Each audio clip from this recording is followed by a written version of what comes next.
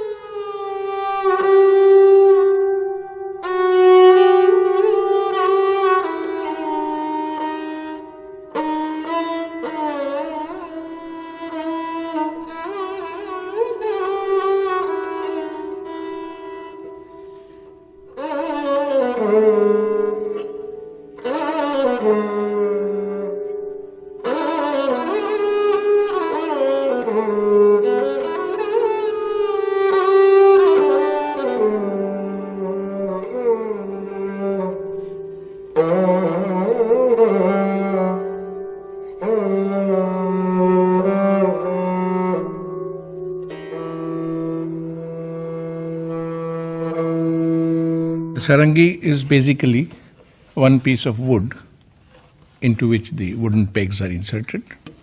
The belly is hollow, carved out, covered with parchment, goat skin. The foot of the bridge touches the rim of the belly, and that itself transmits the sound. We have three main strings, mostly of all gut strings, and about 30 to 35 sympathetic strings of thin gauge steel. The three main strings are of gut, but I use the lowest one. I use the metal string from the cello. The strings are tuned, the main strings, the tonic of the middle octave, lower fifth and lower octave. And there are 30 to 35 sympathetic strings made of thin gauge steel.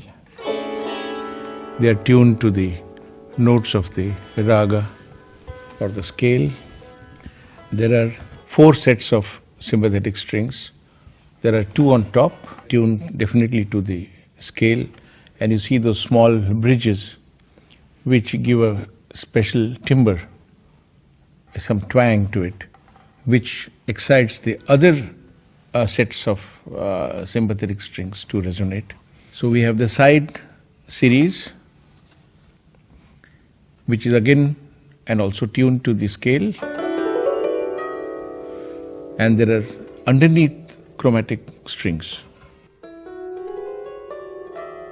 It has a easily playable range of 3 octaves, and the 4th is used only for harmonics.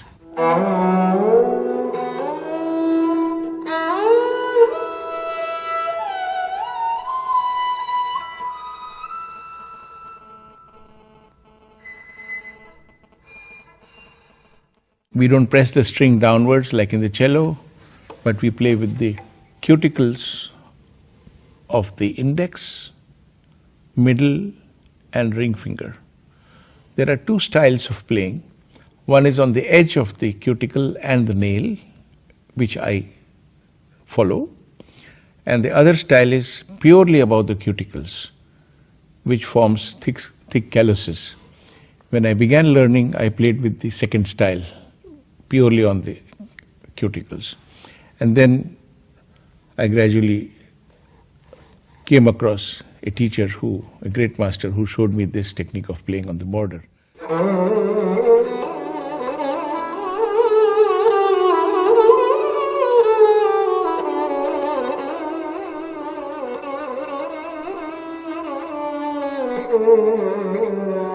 Things like which I have borrowed from stringed instruments, plucked instruments. This is never done on the sarangi traditionally.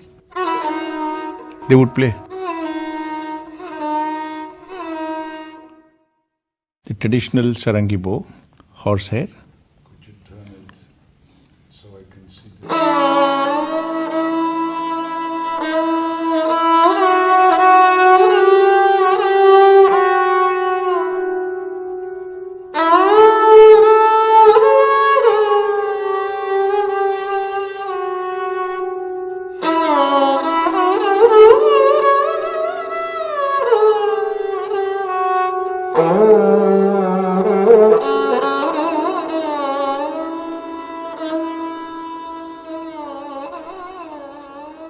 Contrabass bow, German style, and I would hold it like this. I like this, in that sense, to come to very low energy levels.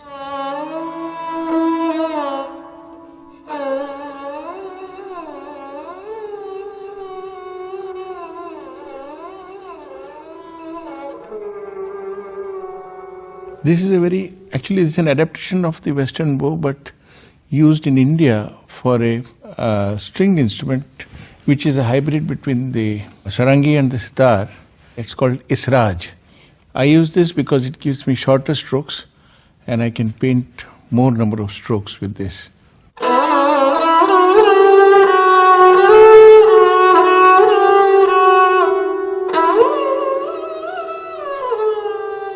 It cannot generate much volume with this because of its weight is light. Now, some Indian bow maker has tried to make a hybrid between the traditional sarangi bow and the contrabass bow.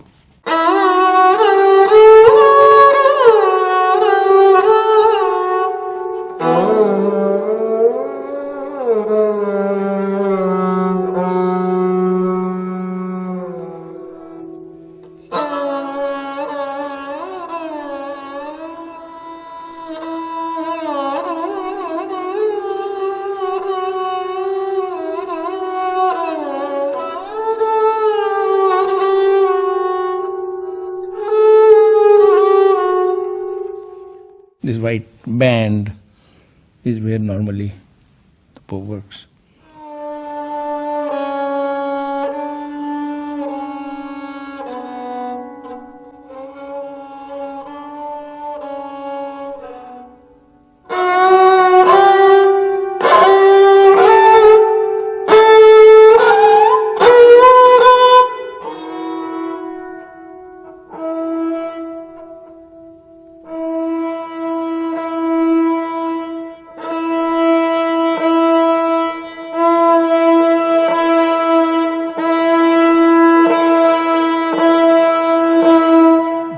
The gut string.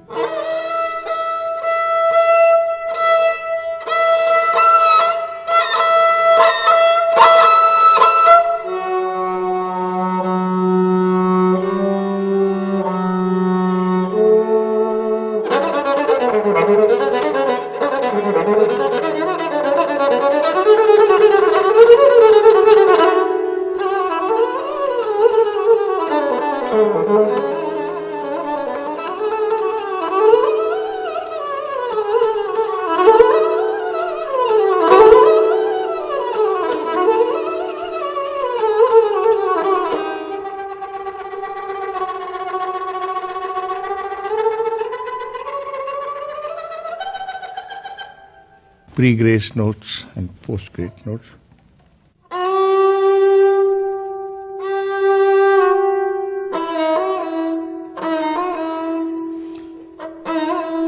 That's how it executed in high speed.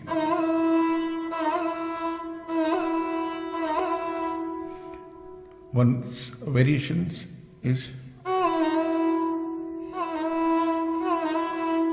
The reverse of that becomes the third one. Another variation. But the most common is murki, or what you call mordant.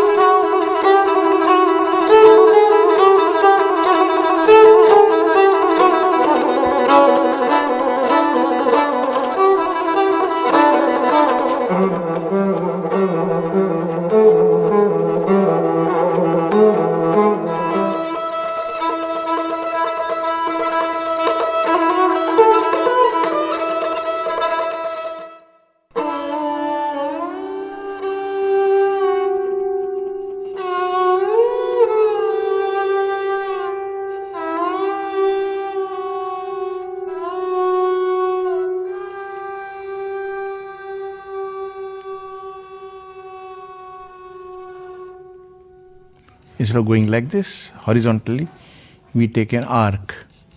We would keep the finger on the middle point and go, the finger goes like an arc.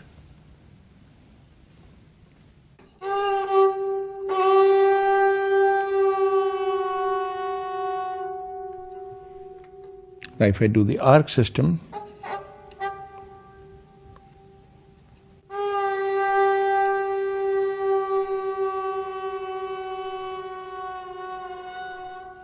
slide within the rag but move over many notes instead of one to from point A to point B. Like for example,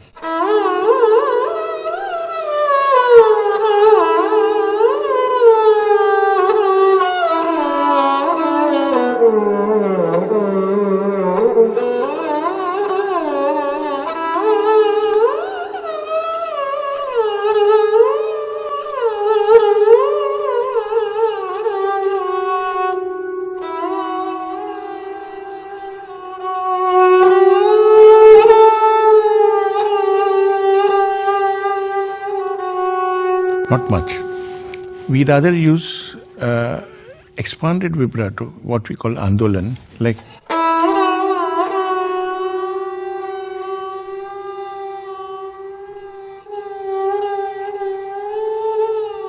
speed of doing that. You can't be doing it. It has to be.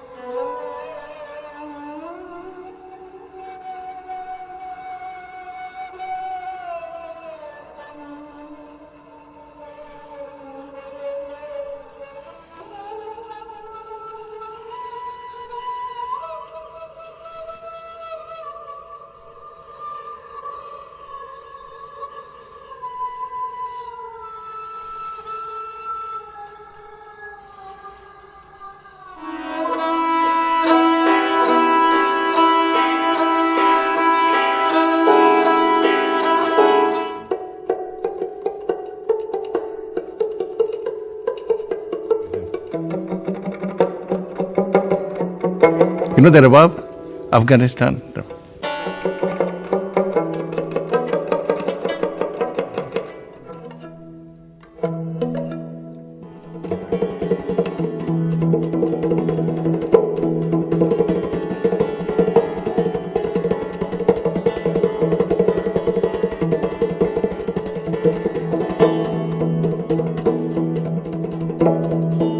Improvise meaning unfold.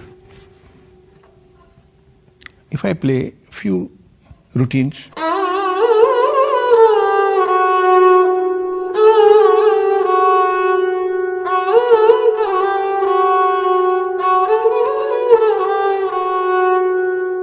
some more combinations can happen, but these are more building up of brick by brick. But if I want to take artistic leaps,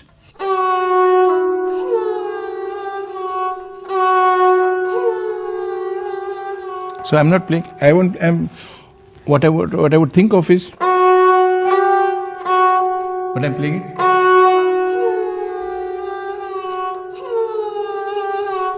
So this small touch phrase helps me to get more, opens up many more windows for unfolding, like.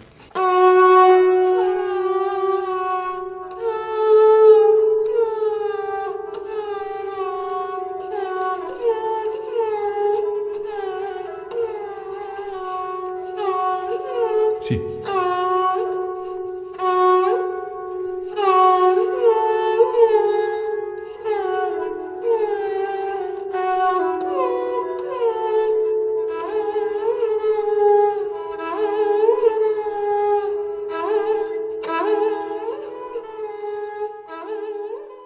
What I do mostly is to make my own transcriptions below the staff in the Indian sa re ga ma. Okay. This is one. Sometimes I just write the idea, how you want it, you know. If it's a passage where you don't dictate a set of notes, but you say you want this kind of nuance to emerge, then I would make some kind of symbolic things there. And maybe if you indicate certain notes, I would write, just graze over those notes, you know, like that. Ideally, recording and the notation. Because I would, at the subliminal level, try to make a picture, visualization of the notation. I'll not use it, but it still plays a role in giving the time line. Pilu, rag pilu, the basic scale.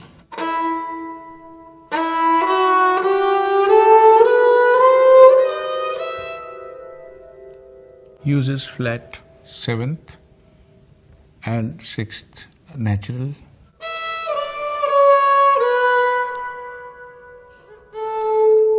Natural 3rd.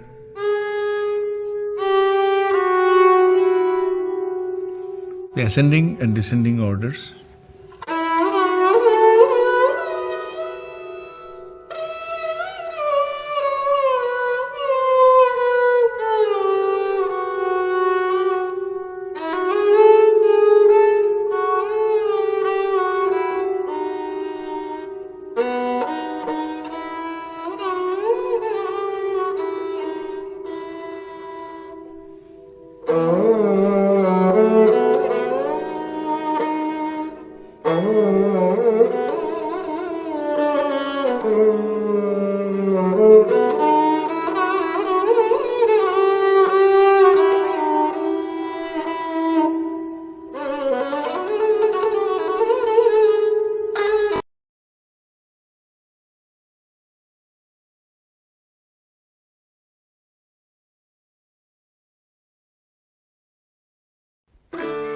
The music of the dulcimer is a sound associated with many rural communities in the South. The instrument was being constructed and played well before the United States became a nation.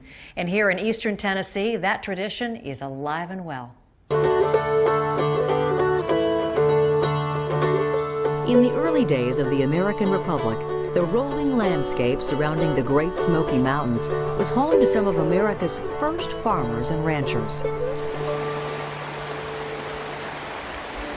It was also home to a uniquely Appalachian sound created by a uniquely American musical instrument. An instrument called a dulcimer. Connie Clemmer and her husband Mike are well known to dulcimer musicians from all around the world. Working in his small shop in this rural Tennessee community, Mike uses native woods from the forest nearby to create one-of-a-kind musical instruments. The local woods that I use are the walnut, sassafras, butternut, cherry, a lot of woods like that. Translated from its Latin origins, the word dulcimer means a sweet song, something that early Appalachian settlers were trying to replicate from the stringed instruments enjoyed by their European ancestors. pretty much invented here. It was made here out of necessity to have an instrument. Very few things came over the mountain that didn't get broke, so they had to basically use what they had here to build something. Mike first began building dulcimers in 1976. It was a hobby then, a hobby that became his life's work as he transitioned from his regular 9-to-5 sales job. We were empty nesters, and Mike's job of about 9 years was not really going too well. You know, it was kind of going south, and we knew it. And so we were just laying in bed one night, and I just said, honey, you know, if you had a blank check, what would you do? And he said, I'd go back up to Townsend and build dulcimers. And this is the steam bent walnut. And then when I set it in against the kerfs, after I have the ends put on, and it just flows right in there. Mike constructs up to 8 dulcimers at a time. Each is a project that takes weeks, turning a musical instrument into a singular work of art. Well, the back is made out of black walnut, and that is pretty, but actually it has a lot to do with the sound. Where you have a knot is going to be hard, and when it's hard like that, it has a different sound than like a piece here that would be soft. Okay. Just like those early American dulcimer makers, Mike has taken the basic form and crafted an unusual variation. And this is something that I invented, I guess now about 11 years ago.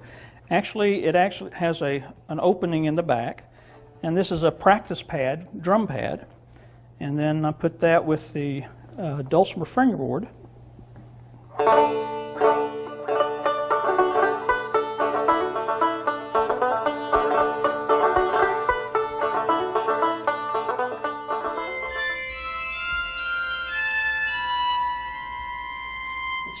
Connie's in charge of handling orders on the dulcimers. While some of the instruments will cost hundreds of dollars, there's often a backlog on having enough stock to meet demand. We've had our struggles, you know, because anytime you have a business that takes off that fast and that grows as fast as it did, you know, you have growing pains, and we've had them. But it's also the way that Mike and Connie market their dulcimers that helps keep sales humming, like their free concerts.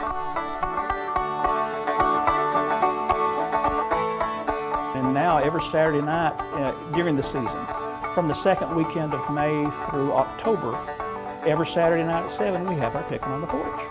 And it's just fun. It's all free, and everybody brings their lawn chair, gets in our backyard next to the river, and we just play. This country connection involves both novice and experienced musicians. Everybody can get involved. There'll be some sing-alongs, but mainly it's people that come in to do the classes on Saturday will perform, and yeah, it's a really good Saturday evening. Had you ever played with anybody who played a dulcimer before? Were you? Never. I was not familiar with the instrument at all, but Mike plays chords, and it just opened up a whole different thing for me. He's an amazing player. Big ending. There you go. You did good. Here. Mike says dulcimers tend to sell themselves, especially when folks learn how easy it is to play the instrument. People stop by, they've heard of a dulcimer, they've heard the name, somebody has said something about it, but they just wasn't sure. And they'll come in and they'll start playing, we'll get them playing, and they'll leave with one. If you've got a 10-minute attention span, you can learn how to play the dulcimer. It's just basically a series of numbers. And I've had kids that were 6, 7, and 8 sit down and learn how to play, and I've had folks that were in their 80s and 90s that would sit down, always wanted to play something, but never been able to, and sit down and actually play a song or two in about 10 minutes. Although it took years for Mike to find his life's work, he and Connie say they now have a career that's music to their ears, and a career that carries on a heartland tradition. Not just the dulcimer, but the old traditional mountain music, period. And it's just been a real blessing how God's taken care of all this stuff. Just kept us and kept blessing us.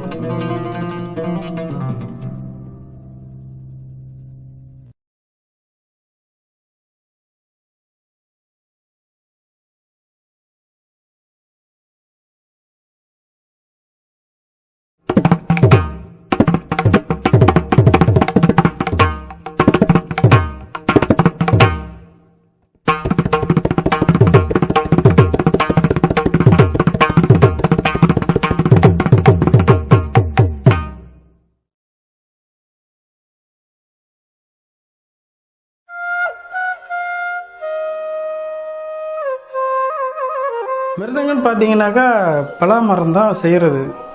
இசைக்கு ஏற்றது பலாமரம் தான். உண்டு மிருதங்கம், தவில், தபிலா, கஞ்சிரா, உரிம்பை, உடுக்கி, இன்னும் பல இசைக்கருவியெல்லாம் பலாமரத்தில் தான் நாங்கள் ready பண்ணுறோம். இங்கே பண்ருட்டியை பொறுத்த வரைக்கும் பலாமரத்துக்கு தான் பெஸ்ட்டு. மிருதங்கத்துக்கு நம்ம கடலூர் மாவட்டத்திலே பண்ருட்டியில் இங்கே லோக்கலில் இருக்கிற பலாமரத்துக்கு மட்டும்தான் அந்த இசைக்கு ஏற்ற தன்மை உள்ளது. பொதுவாக மிருதங்கம் செய்யணுன்னாலே கிட்டத்தட்ட ஒரு 40 வருஷத்துக்கு மேலே உள்ள வயசு மரத்தில் தான் அதை செய்யலாம். வேறு வயசு கம்மி மரத்தில் செஞ்சால் அந்த இசைக்கு தன்மை வராது. மிருதங்கம் ஏன் பலா மரத்தில் மட்டும் செய்கிறாங்கன்னு கேட்கலாம். மற்ற மரத்தில் செய்யக்கூடாதா அப்படின்றது கேள்வி கூட கேட்கலாம் நீங்கள்.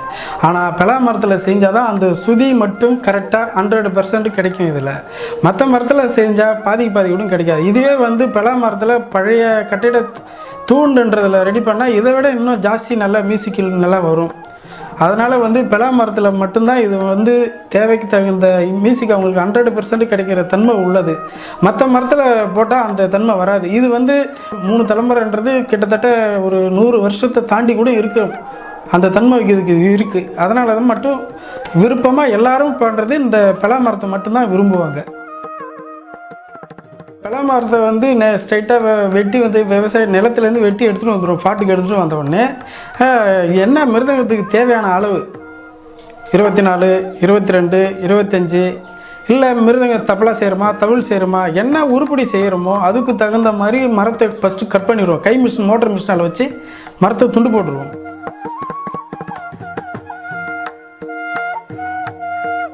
துண்டு போட்டுட்டு நெக்ஸ்ட்டு கோடாலையால் மிருதங்கம் செய்யறதுக்கு தேவையான வடிவத்தை அமைச்சு கொடுப்பாங்க.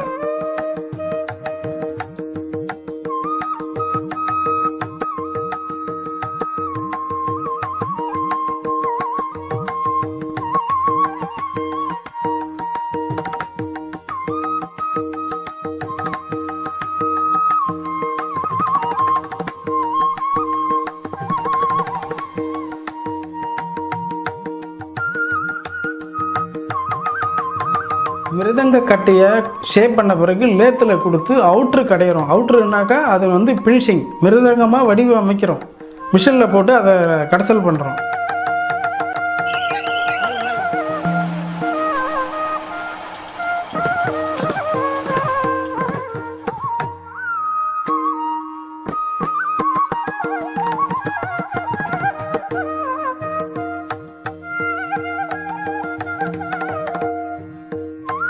மிஷினில் கடைஞ்ச உடனே அடுத்த கட்டமாக மிஷினில் கொடுத்து ஓட்ட போகிறதுக்கு போர் பண்ணுறோம். போர் பண்ணோன்னா அதுக்கு தேவை அந்த மிருதங்க மேல் வாட்டத்துக்கு எந்த அளவுக்கு ஷேப் இருக்கோ அதே போல் உள் வாட்டத்துக்கும் அதுக்கு தகுந்த மாதிரி ஷேப் பண்ணி சுத்தம் பண்ணணும். ஃபினிஷிங் பண்ணும்போது பார்ட்டிங்க வெயிட்டு கம்மியாக கேட்பாங்க.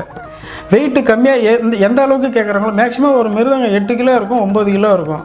ரொம்ப வெயிட்டு ஜாஸ்தி வேணும்னா 10 கிலோ கூட கேட்பாங்க.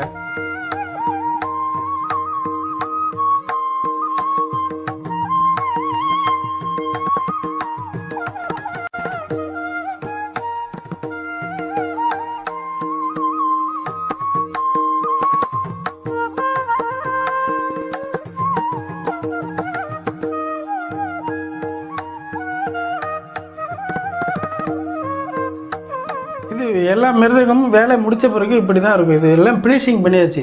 இது தவில், இது மிருதங்கம், இது தபிலா, இது கஞ்சிரா. இப்போ மிருதங்கத்தில் பார்க்க போனீங்கன்னா இது ஃபஸ்ட் குவாலிட்டி எல்லாமே 1 நம்பரு நேச்சுரல் கலர். இது 25, 24, 23 இது மாதிரி ஒவ்வொன்றும் 22 சைஸ் இருக்குது. ஒவ்வொரு வெரைட்டியும் இருக்குது. இதை நாங்கள் ஃபினிஷிங் பண்ணி ஆர்டர் பேரில் இப்போ செஞ்சு இதை ஃபினிஷிங் பண்ணிட்டோம். இது பக்காவாக இதுக்கப்புறம் சேல்ஸுக்கு நாங்கள் கொடுக்கறது தான். நாங்கள் முடித்த பிறகு அதுக்கப்புறம் தான் நாங்கள் மூட்டு கட்டுற கடைக்கு நாங்கள் ரிப்பேர் கடைக்கு அனுப்பிச்சி விடுவோம். மூட்டு கட்டுறது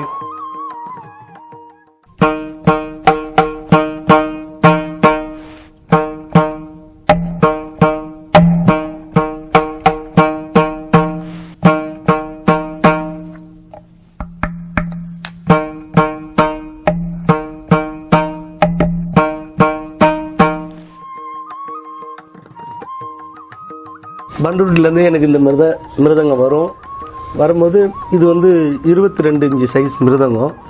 இது வந்து 6.25 7.25 வாயால் வைப்பாங்க. 5.5 கட்ட சுதிக்கு வரும்.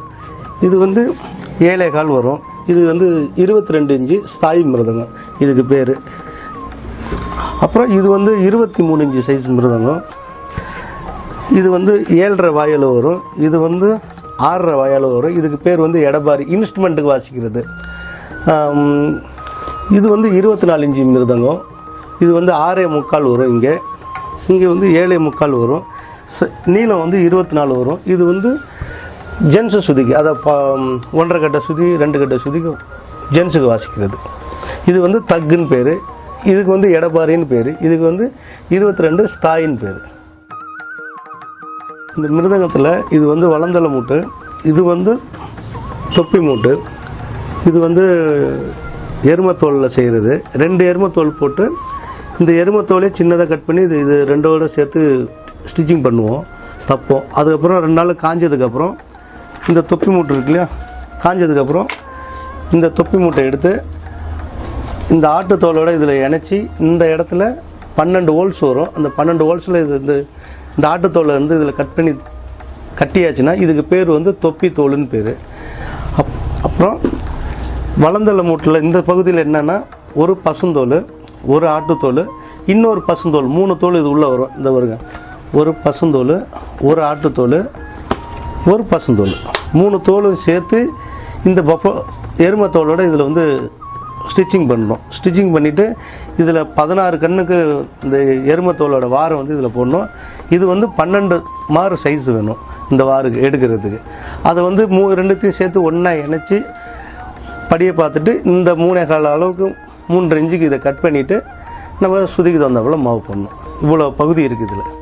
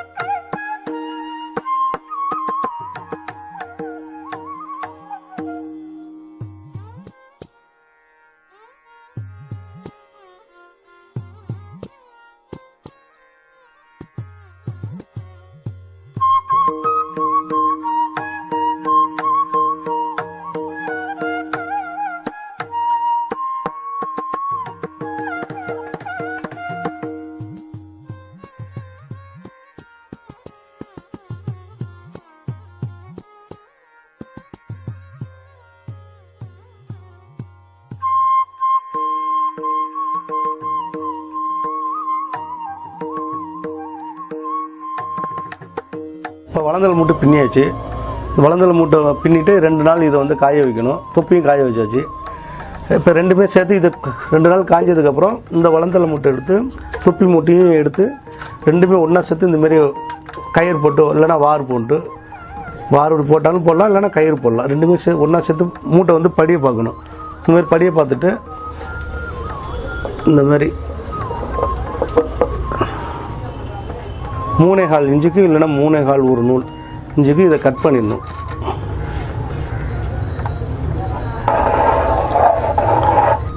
இது வந்து கரெக்டாக பார்த்தீங்கன்னா 3.25 அரைக்கல் அந்த அளவுக்கு எடுக்கணும். அப்போ தான் முதல் சாதம் கொஞ்சம் சின்னதாக எடுத்துகிட்டு சாதம் போட்டு, ரெண்டாவதுக்கு கொஞ்சம் கோட்டம் பார்த்து ரெண்டாவது சாதம் போட்டால் மிருதங்கத்தில் நல்லா நாதம் வரும்.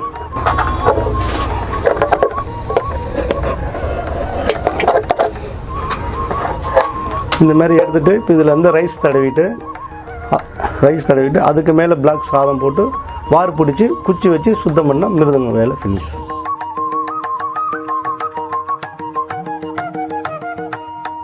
இந்த மாதிரி கருப்பாக சாதம் போடுறது தான் இருந்தால் இதுக்கு பேர் வந்து கிட்டாங்கல் பவுடர்னு பேர். கிட்டாங்கல் பவுடர் அதை வந்து இந்த ரைஸோடு இப்படி சேர்த்து சாதத்தோடு சேர்த்து இப்படி பிணைஞ்சி நல்ல பதமாக பிணைஞ்சிட்டு அதுக்கப்புறம் மிருதங்கத்துக்கு இந்த வளந்தலை முட்டுக்கு இந்த மாதிரி வச்சு ஒரு லேயர் இப்படி போட்டோம்னா இதுக்கு பேர் சாதம்னு பேர். நம்மளுக்கு என்ன சுதி தேவையோ அந்த சுதிக்கு தகுந்தாப்புல நம்ம மாவு போட்டு இறக்க வேண்டியது தான். அப்புறம் சுதி சேர்த்து கொடுக்க வேண்டியது தான். அந்த மாவெல்லாம் இப்படி எடுத்து இங்கே வச்சு சமப்படுத்திட்டு இப்படி தேய்க்க ஒரு மிருதங்கத்துக்கு சாதம் போட 2.5 மணி நேரம் 3 மணி நேரம் ஆகும். என்ன சுதி தேவையோ அந்த சுதிக்கு தகுந்தாப்புல நம்ம கொடுத்துடணும். அவ்வளோதான்.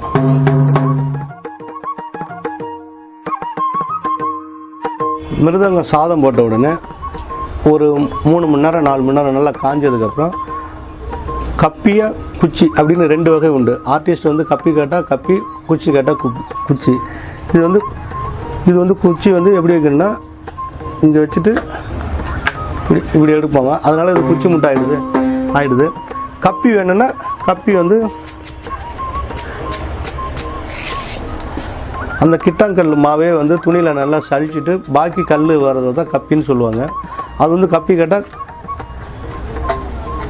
இந்த கப்பி முட்டை வந்து அந்த ஆர்டிஸ்ட் என்ன கேட்குறாங்களோ அதுக்கு தகுந்தாப்புல நம்ம கப்பி போட்டுக்கிறோம். இது ஏன் உள்ளே போகிறோன்னா இந்த கேப் வந்து நல்லா இங்கே கிடச்சதுன்னா நம்மளுக்கு வந்து இந்த கப்பி முட்டையோட சவுண்டு நல்லா பெருசாக கேட்கும். அதுக்கு தான் இதுக்கு பேர் கப்பி முட்டைன்னு பேர். ஆர்டிஸ்ட் என்ன கேட்பாங்களோ அதுக்கு தகுந்தாப்புல தான் நம்ம செய்யணும்.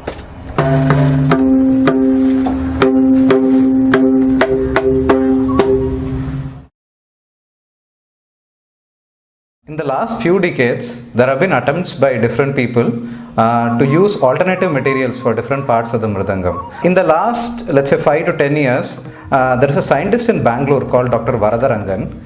He's a scientist, he's an expert in physics. He is also a Carnatic vocalist. He's a A-grade vocalist of All India Radio, and he's also been awarded by the Karnataka government, Karnataka Kalashree Award and all. He put in all his savings, he did a lot of research to come up with synthetic materials that can be used instead of animal parts for the mridangam. So that's how the synthetic mridangam was made. So this is called Sri Mridangam. This is what Dr. Varadarangan has actually made.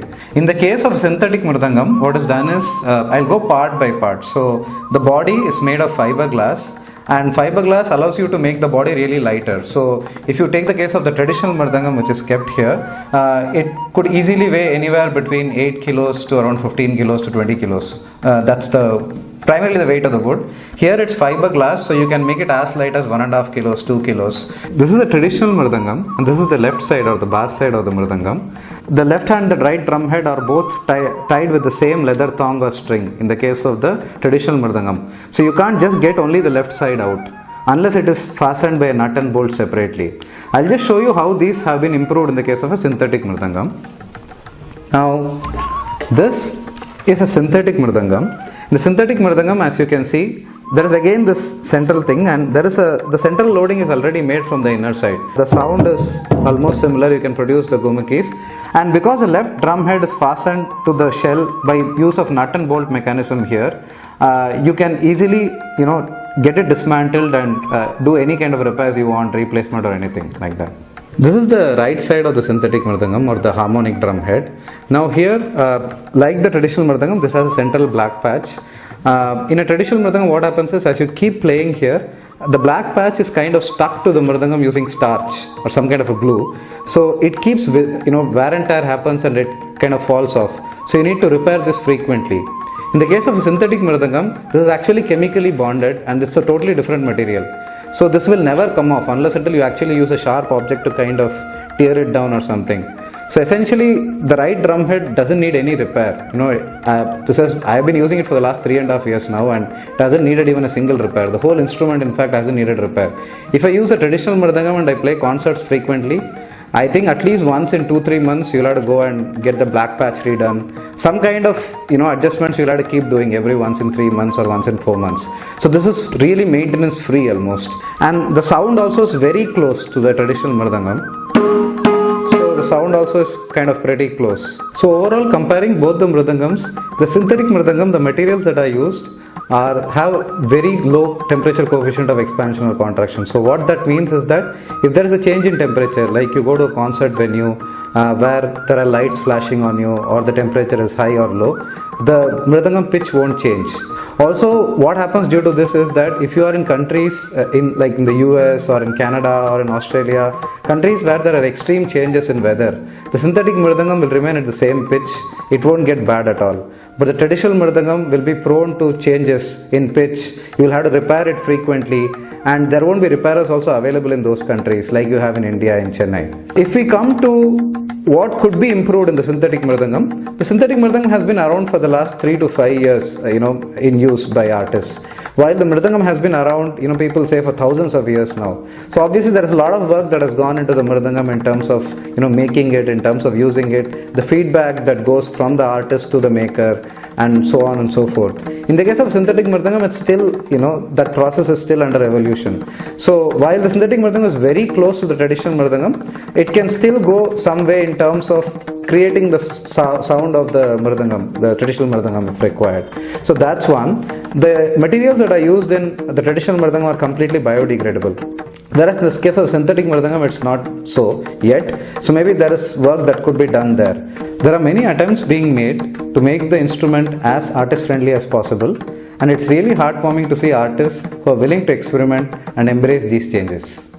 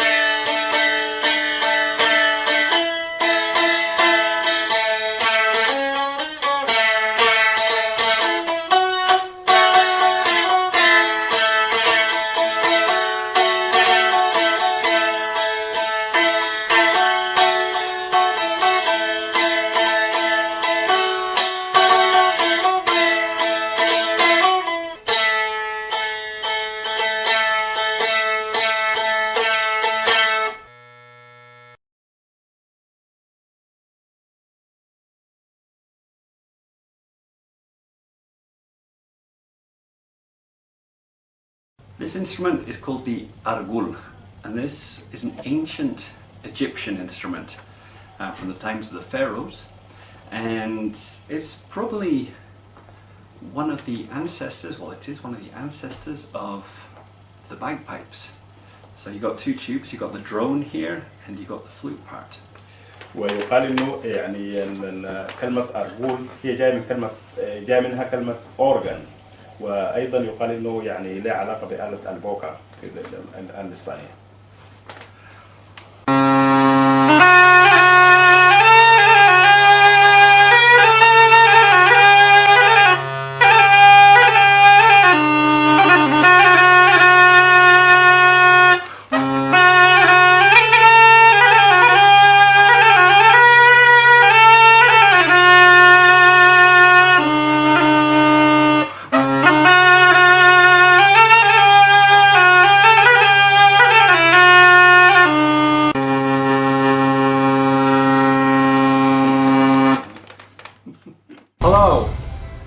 to Arab Instruments.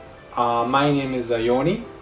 In my profession, I'm a woodwind artist. I play a lot of wind instruments, and I want to present to you today a very cool, let's say weird, fantastic instrument that is called yar'ul or yargul. It's a very ancient instrument, and I will play something for you. I hope you enjoy it, and then we can have a small conversation about this wonderful instrument.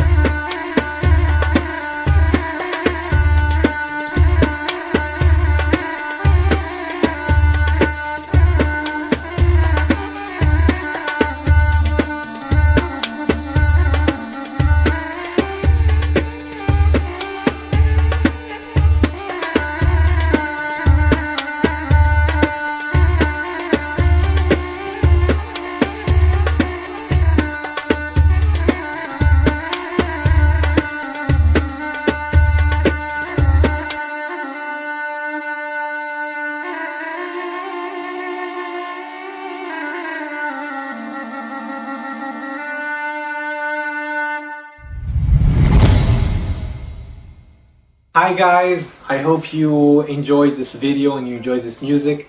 Let's talk a little bit about this really wonderful instrument. It's called again yargul, argul. It has a lot of variation in its name. So basically what we have here is an instrument that is made out of two tubes. In one tube you play a drone, like one note, and in the other tube you play the melody. So it's a very challenging instrument in a lot of ways. First of all, you have to have the amount of air that will sustain the drone, and also will have the melody. This is a reed instrument. These are two reeds, and imagine like it's a bagpipe, and instead of a bag we use our cheeks. Now the technique of breathing that I use playing this instrument is called circular breathing. What that means, it means that I inflate my cheeks with a lot of air, and with the air comes into the instrument, and then I take a small breath through my nose, and that's how I circulate. This instrument in the Arab tradition is used a lot in festivities. It's a very happy instrument, but it's also a very emotional instrument. It's used in weddings, you know, in festivals. So that's it. So I'll give you a small example.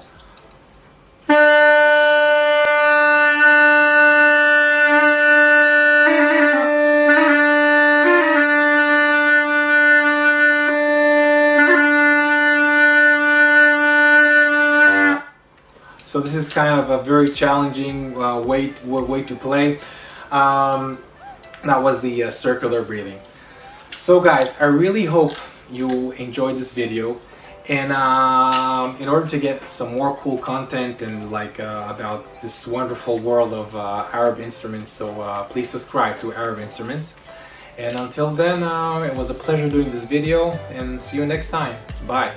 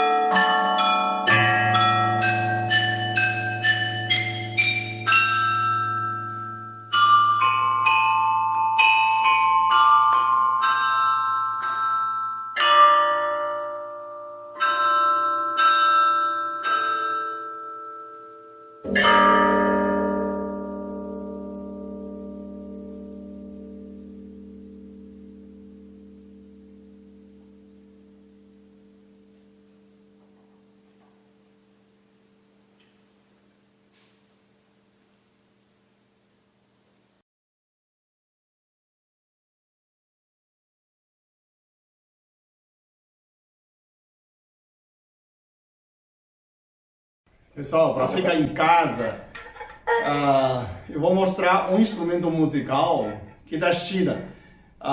Eu aprendi a tocar, chama erhu. Eu toquei esse instrumento quando tinha 10 anos. Erhu como fosse um violino da China, né? Tem duas cordas aqui, esse arco muito parecido com o violino, só que ele tá no meio das duas cordas. O som dele é assim, ó. Aqui, caixa do som. Essa é uma pele de ressonância, pele de cobra, né? As linhas passam aqui, né? A corda passa aqui. Essa é a caixa de som. E a gente usa esse arco para tocar. Você tem que lembrar os pontos, né? Então, dependendo muito da sua mão, que os grandes mestres têm mais afinamento, tem aquele som mais claro, mais clean, né? Mais limpo. Como eu aprendi quando tinha 10 anos, era tudo brincadeira, né? Nunca, até os 12 anos, eu entrei em faculdade com 16 anos, entrei em faculdade. Então, nesse 10 até 12, a gente estava brincando na escola com a gente fazia apresentações, mas aquela uma coral, né? E a gente fazia aquela som de porcaria mesmo. E depois desses 40 e tantos anos, ano passado eu voltei para a China, eu comprei, né? E que é uma coisa antiga minha, né? Lembra da minha infância. Então eu falo assim, eu vou aprender. Então se você está na quarentena, não tem nada para fazer, se você tiver um sonho que você interrompeu quando era criança, então pode retomar esse sonho para tocar. Na verdade, naquela época eu não aprendia muita música, nem agora não consegui mais lembrar tanta, né? Esses dias começar a voltar a tocar e começar a criar a bolha até na mão. Eu vou mostrar para vocês uma musiquinha simples, aquela de Sarah Brightman, né? Aquela Scarify música. É uma coisa mais simples. Vai acordar assim.